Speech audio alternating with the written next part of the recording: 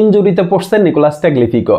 গতরাতে ইউরোপা লিগে অলিম্পিক লিও এবং ইয়ং বয়েজের ম্যাচটাতে ম্যাচের 46তম মিনিটে ইনজুরি নিয়ে মাঠ ছাড়েন নিকোলাস ট্যাগলিফিকো। তার ইনজুরিটা কতটা গুরুতর এটা হচ্ছে যখন সে মাঠ ছাড়ে তখন তার হাতে ডান পায়ের বুট ছিল, হালকা খুঁড়িয়ে খুঁড়িয়ে মাঠ ছাড়ছে। এই অবস্থা দেখে আসলে বোঝা গেছে যে ইনজুরিটা কিছুটা হইলো সিরিয়াস। পরে অলিম্পিক লিও ক্লাবের পক্ষ থেকে জানানো হয়েছে যে নিকোলাস ট্যাগলিফিকো তার ডান পায়ের গোড়ালি মচকে গেছে, তাকে বেশ কিছুদিন মাঠের বাইরে থাকতে হবে, বেশ কিছুদিন তাকে বিশ্রাম নিতে হবে।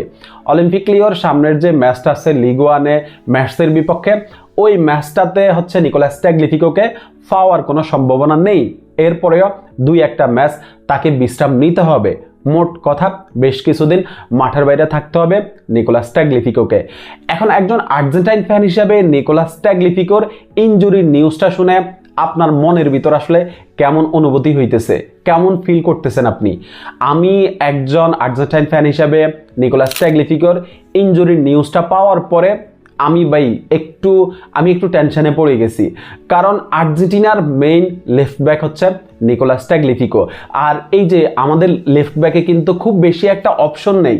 নিকোলাস ট্যাগলিফিকোর ব্যাকআপ ওইভাবে কাউকে আসলে তৈরি করা হয় নাই। স্কালোনিকে আমি দোষ দিচ্ছি না, কিন্তু এই যে নিকোলাস ট্যাগলিফিকোর ব্যাকআপ হিসাবে কাউকে রেডি করা, নিকোলাস ট্যাগলিফিকো ইনজুরিতে পড়লে ওর অবর্তমানে কেউ পারফর্ম করা, এইটা নিয়ে আমার কাছে মনে হয় না যে স্কালোনি কখনো আসলে ওইভাবে সিরিয়াস ছিল। স্কালোনি যে আসলে কি চিন্তা করতেছে এটা একমাত্র স্কালোনিয়া জানে। যারা আর্জেন্টাইন ফুটবলের খোঁজ খবর আসলে যারা রাখে তারা জানে যে আর্জেন্টিনার ফুলব্যাকে কতটা সমস্যা। নিকোলাস ট্যাগলিফিকোর যেমন কেউ ব্যাকআপ নেই, তেমনি রাইট ব্যাকে নাহুয়েল মলিনারও তেমন কেউ ব্যাকআপ নেই। নাহুয়েল মলিনা তো অ্যাথলেটিকো মাদ্রিদে গেম টাইমই পাচ্ছে না, ও তো অ্যাথলেটিকো মাদ্রিদের হয়ে প্রতিটা ম্যাচে বেঞ্চ গরম করতেছে। এই হচ্ছে আমাদের দুই ফুলব্যাকের অবস্থা, দুই মেইন ফুলব্যাকের অবস্থা। এখন নিকোলাস ট্যাগলিফিকো আসলে যত তাড়াতাড়ি রিকভার করতে পারে, যত তাড়াতাড়ি মাঠে ফিরতে পারে, এটাই হচ্ছে আর্জেন্টিনার জন্য লাভ।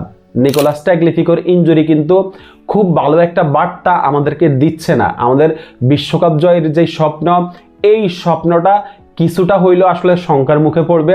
নিকোলাস ট্যাগলিফিকো ইনজুরিটা আসলে যদি এইভাবে চলতে থাকে বা হচ্ছে ইনজুরি থেকে আপনার যদি খুব তাড়াতাড়ি ও রিকভার করতে না পারে, খুব করে চাইব যেন নিকোলাস ট্যাগলিফিকো খুব তাড়াতাড়ি ইনজুরি থেকে মাঠে ফিরে এবং নিজের যেই চিরসেনা ছন্দ, ওই ছন্দটা যেন সে ফিরে পায়।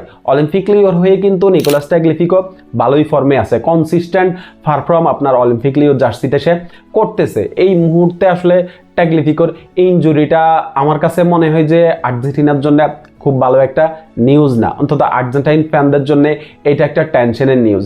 সো আশা করব যে নিকোলাস ট্যাগলিফিকো খুব তাড়াতাড়ি রিকভার করবেন ইনজুরি থেকে এবং খুব তাড়াতাড়ি আমরা তাকে মাঠে দেখতে পারবো। শুভকামনা থাকলো নিকোলাস ট্যাগলিফিকোর জন্য। ধন্যবাদ সবাইকে।